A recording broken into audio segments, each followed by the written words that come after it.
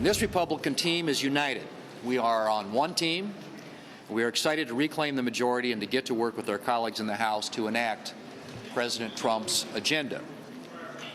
We have a mandate from the American people, a mandate not only to clean up the mess left by the Biden-Harris-Schumer agenda, but also to deliver on President Trump's priorities.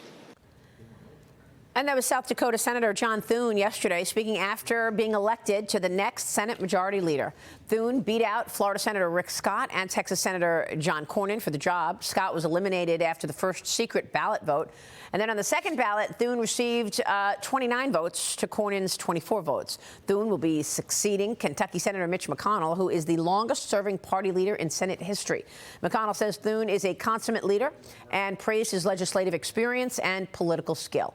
President-elect Donald Trump spoke to Thune on the phone yesterday. He also congratulated him on Truth Social, saying he will do an outstanding job as leader of the Senate. Joining me now is North Carolina Senator Ted Budd. He's a member of the Senate Armed Services, Commerce, Science, Transportation, Health, Education, Labor, Pensions, Small Business, and Entrepreneurship Committees. Senator, thanks very much for being here. Your thoughts on how Thune will be able to work with Trump? Will he be able to work with Trump, and what do you expect to get done? Oh, absolutely. I mean, the first thing we have to do is get these nominations approved, and so Trump can have his cabinet and ready to go on day one. Trump's got a mandate. I think the real discussion within the Senate was who can support Trump's agenda the most. And John Thune, he came out on top. My congratulations to him and the whole leadership team who wants to step up and get America back on track. So President-elect Trump officially nominated Florida Senator Marco Rubio to serve as Secretary of State. He also picked combat veteran Pete Hegseth to serve as the Secretary of Defense. Hegseth served tours in Iraq, Afghanistan, and is a Princeton graduate and earned a master's degree from Harvard. But Massachusetts Senator Elizabeth Warren is already dismissing Hegseth. She writes this on X: a Fox and Friends weekend host is not qualified to be the Secretary of Defense. I lead the Senate Military Personnel Panel. All three of my brothers served in uniform. I respect every one of our service members. Donald Trump's pick will make us less safe and must be rejected. She completely ignores Pete Hegseth's tours in Afghanistan and Iraq. The Associated Press also writes Trump's decision to nominate Hegseth was met with bewilderment and worry among many in Washington. Some are concerned he does not have the experience to run the department, Senator. Hegseth will appear before the Senate Armed Services Committee for confirmation. How will you vote? Yeah. So I'm on that. I look forward to the discussion. I really like Pete. I think it's a great pick. And this is about focusing on lethality and ending the woke policies that have hurt our military and have hurt our standing around the world. I think Pete, I mean, he's pro-America. He's served our military. He's a decorated combat veteran. I know him personally. I look forward to having these discussions in the Senate, being on that committee. And we want to get him ready to go day one. But Trump knows what he's doing when he picks these great leaders. So I look forward to having those discussions. Well, it's a good point. You know, President Trump was questioned on some of his picks, and then they turned out to be great picks. I mean, like J.D. Vance, right? People weren't sure about J.D. Vance. So what do you make of the process here in terms of confirmation? I mean, there were a handful of non-traditional picks from President-elect Trump. You've got Pete Hegseth. You've got Matt Gaetz as the Attorney General pick. You've got Tulsi Gabbard as DNI. How many of do you think all of his nominees will get confirmed, or what? How do you think it plays out?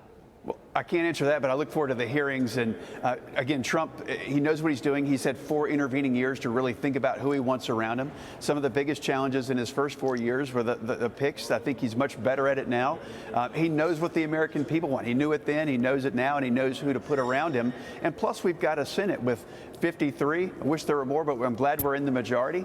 But we've got 53 votes to work with, and we want to get them ready to go as quickly as possible on day one. And I'm really proud of what President Trump's doing so far. So what do you think are the easiest things to get done with the majority in the Senate? Walk us through what you think is possible in terms of Trump's agenda. We got to preserve the tax cuts to preserve our economy. We got to secure our border. We got to confirm judges as quickly as possible, and we have to get his cabinet in place. I think that's the very first thing we have to do. Get them ready to go to support his agenda. Are you expecting the Democrats to try to jam in their own ideas for judges and whatever they can get through in this next, 90 days?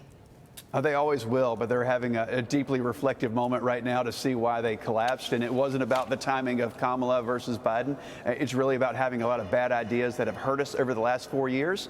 And unless they change those bad ideas, they're going to keep getting worse, and we're going to keep getting better. Well, the House Oversight Committee holding a hearing on FEMA's hurricane response after a claim that an employee told relief workers to avoid homes supporting Trump in the wake of Hurricane Helene. This is an outrageous story. FEMA Administrator Deanne Criswell writing this, quote, "This is a clear violation of FEMA's core values and principles to help people regardless of their political affiliation. I want to be clear to all of my employees and the American people, this type of behavior and action will not be tolerated at FEMA, and we will hold people accountable if they violate these standards of conduct." But that employee, Marnell Washington, is now claiming that she wasn't the only FEMA employee who skipped homes with Trump signs out on front, and that her actions were consistent with the guidance from the agency. Fox reached out to FEMA on these allegations. We have not received a response, Senator. But do you know if this impacted hurricane victims in North Carolina? It absolutely did, and I felt this anecdotally. It was on the ground dozens and dozens of times before the election, and in many communities, and you could feel it. You could feel their concern, saying, "Where is FEMA?" Now, they were there in bits and pieces, but with the real evidence that we have now with this whistleblower, we've got to get to the bottom of this. This is very disturbing.